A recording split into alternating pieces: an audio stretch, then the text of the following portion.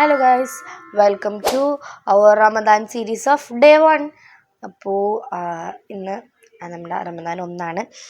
അപ്പോൾ അത്താഴത്തിനൊക്കെ എണീറ്റു, നിസ്കരിച്ചു, അതൊക്കെ കുറച്ച് നേരം പഠിച്ചു. എനിക്ക് എക്സാമൊക്കെയുള്ള മോഡലായിരുന്നു, പിന്നെ കമ്പ്യൂട്ടറായിരുന്നു.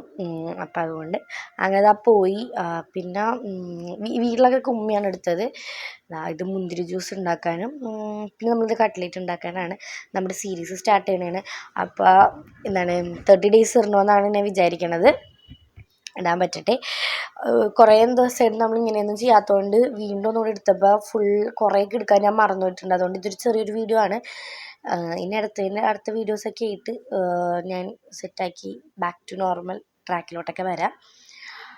ഓക്കെ, അങ്ങനെതാ നമ്മൾ കട്ട്ലേറ്റ് ഉണ്ടാക്കിക്കൊണ്ടിരിക്കുന്നതാണ്.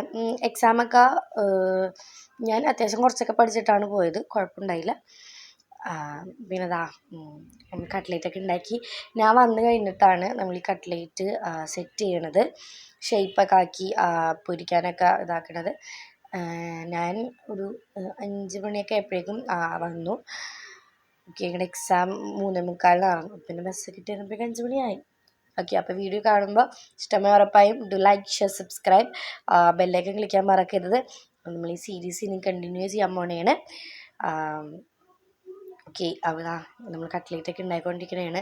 അതിൻ്റെ ഇടയിൽ മുന്തിരി ജ്യൂസിൻ്റെ ബാക്കി പരിപാടികളൊക്കെ, അത് ജ്യൂസ് അടിക്കലും അതും ഇതൊക്കെ എല്ലാം സെറ്റ് ചെയ്യുന്നുണ്ട് അവിടെ നിന്നിട്ട്.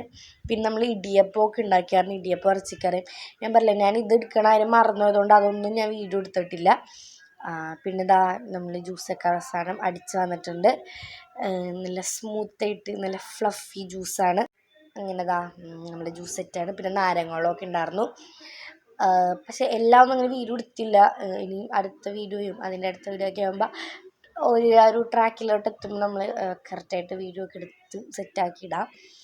അങ്ങനെതാ ഞാൻ ക്ലാസ്സൊക്കെ കഴിഞ്ഞ് വന്നിട്ടാണ് ഇതേപോലെ കട്ട്ലേറ്റൊക്കെ ഉണ്ടാക്കി അതൊക്കെ ബ്രെഡ് ക്രംസിലൊക്കെ മുക്കണം.